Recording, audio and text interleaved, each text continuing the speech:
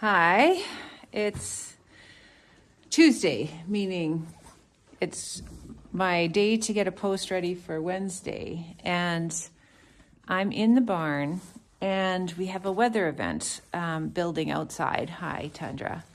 And the weather event is cold and wind and probably something like a foot of snow, 30 centimeters in the works. And so lots of drifting and travel not recommended, etc.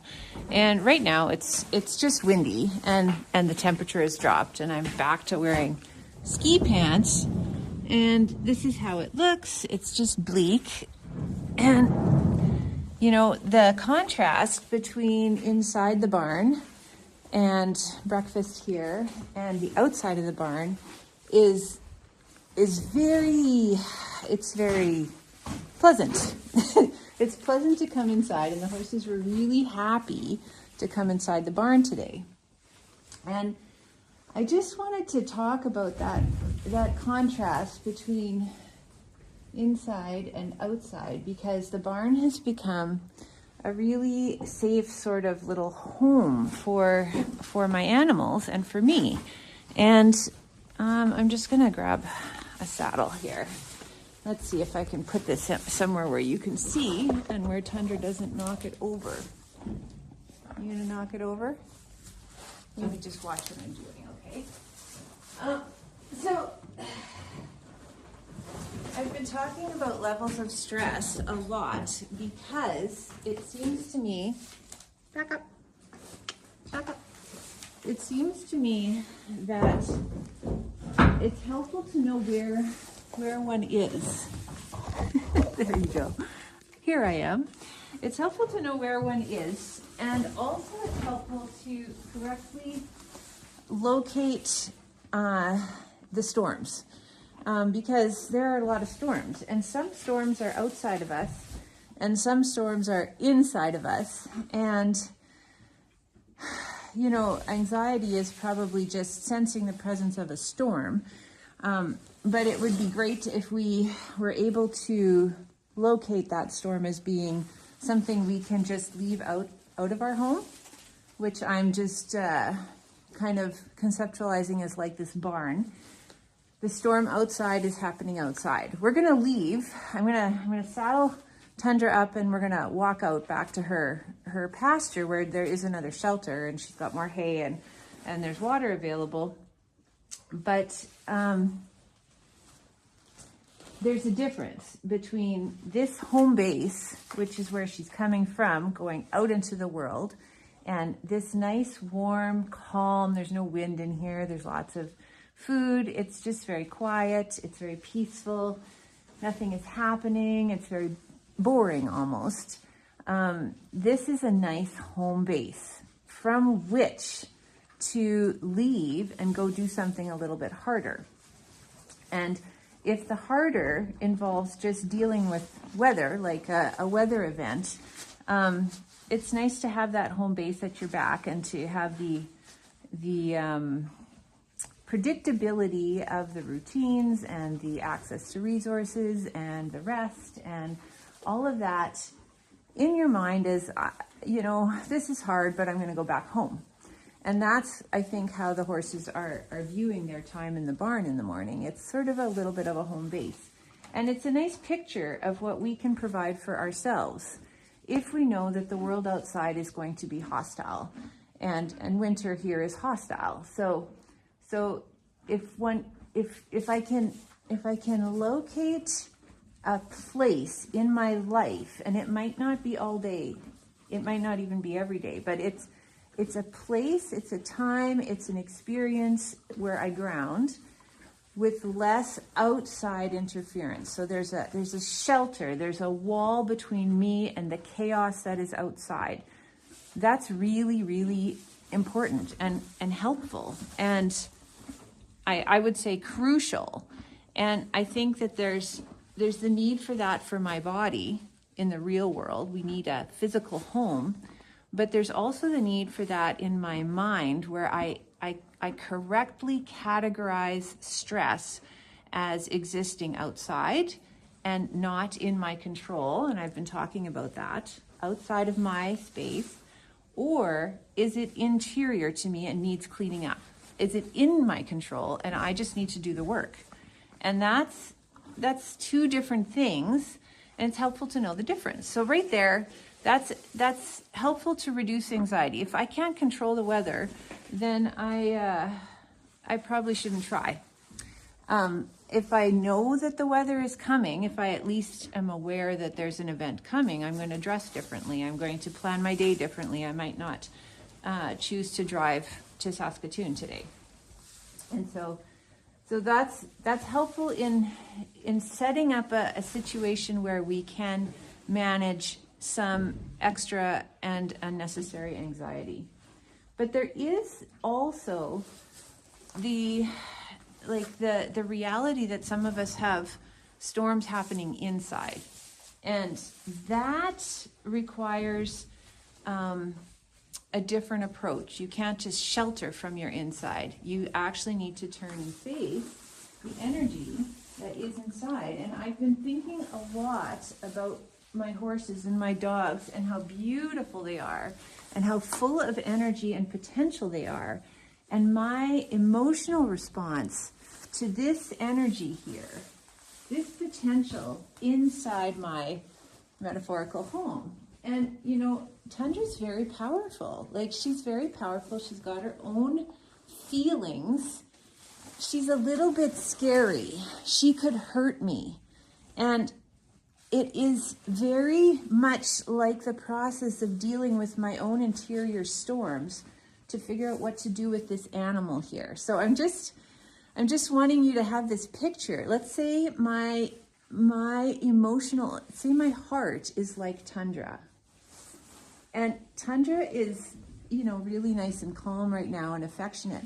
But she can kick, she can bite, she can paw, she can rear, she can bolt, she can wheel around, she can forget that I'm here, she can nibble at my pockets looking for treats. She's trying so hard to figure out what it is that will get her a treat. And so this standing still is really nice, and I'll pay attention now. So I've started to, on a side note, saddle her up before taking her back to the alley, because for some reason saddling her in the stall is not a big deal. Like, it really was out in the world in fall. She got so scared by the saddle's ability to fall off if she leaped around. So you did good. Right now she's just really focused on the treats. Okay, ready? And I want you to know what's happening. There we go. There we go. So I'm just going really slow and letting her know this is the behavior I want, and let's practice it in this home environment, which is, you know, keeping her nervous system as low as it's able to go. But I just want to keep returning to the concept of all the energy that is in this horse, and what do I want to do with it? Would it be good to just like find a way to tranquilize it, sedate her, keep her really calm and docile? Is that what I want? Well, part of me does, yeah, because it's so scary. Like, wouldn't it be nice to have one of those checked out trail horses that you just get on and you steer, and they do exactly what they've been trained to do without any creativity on their part? There is something to be said for that. Sorry, I'm not in the frame at all, but I'm still I'm just tightening up the cinch. And as you can see, because we're in a home base here, and there's really, good girl, there's really not a lot of I don't know, she's not activated. Her nervous system is not activated. It's nice and calm and easy, and she's pretty much like, yeah, can I cooperate any further? And so this is nice space, and what this is to me, the saddle is the Just Right challenge. I'm challenging her a little bit, but it's such a small challenge that she feels like it's just right. It's not at all. Okay, I'm gonna tighten it again. Good girl. It's not overwhelming and it's not scary. It's not even edgy. So this is a pretty calm horse. And I think my strategy here is to just do this over and over again until it's easy to generalize it to the outdoors. So anyway, I'm using this home space to ramp up the safety and security, to reduce the use of her energy in a defensive way to a new thing. But I also am aware, and that's what I wanted to talk about today, that she does have a lot of energy. It's very much, she's wide awake. She's full of feelings. She's got power. She's got grace. She's got athleticism. Good girl. I like that you're investigating. And all of that is a little bit scary. And so what I want to do is find ways, and this is for my own heart too, to manage this energy and harness it in a happy and collaborative and relational way where it's not me locking her down.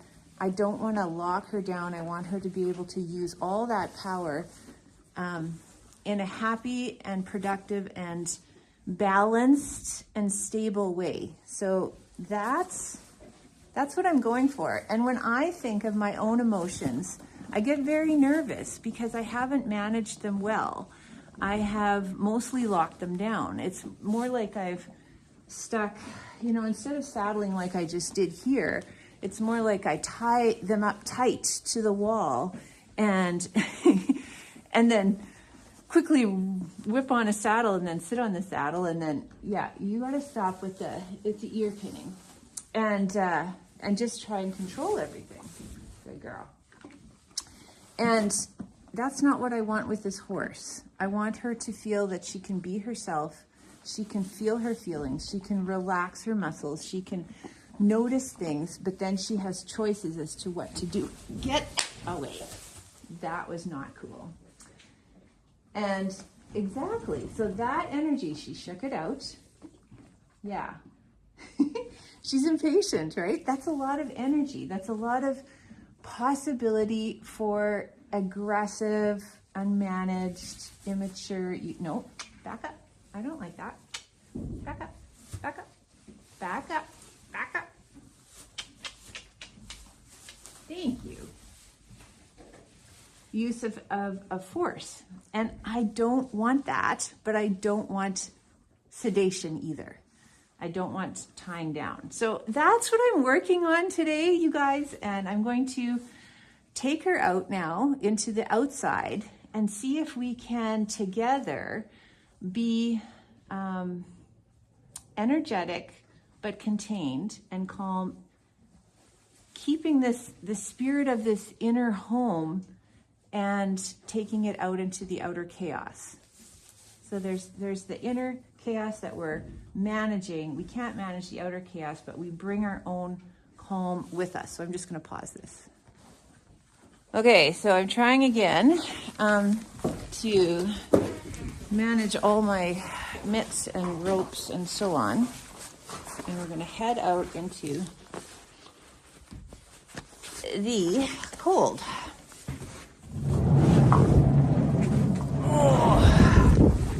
There we go. Just about called her Kyrie. Yeah, I know, right? And this is it. Like, it's windy, it's cold, it's harsh, and you're coming out to be by yourself. I will get the other ones, but come on, girl. That's the girl. Let's see if I can better. Okay. And it's just a contrast, hey? And the outer world is like that for us. It's harsh and it's hostile and it's not as comfortable as home. And so it's so important for us all to have a home to come back to where we know how to deal, first of all, by sheltering from the outside chaos, but also then carefully managing what's inside, which is a lot of energy, a lot of potential for reaction or response, and which would be nice to deal with without dealing with the outside at the same time. And it just comes down to categorizing, identifying, and then doing the work where we can do the work and not trying to control the things we can't control. I can't stop this weather. However, I can create shelter, I can choose what to do in that shelter, and I can communicate with my heart as demonstrated by my horse here.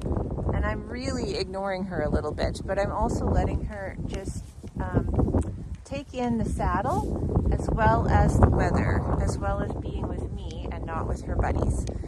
And on that note, I'm going to end this so that I can pay attention to her more effectively and get her into the corral.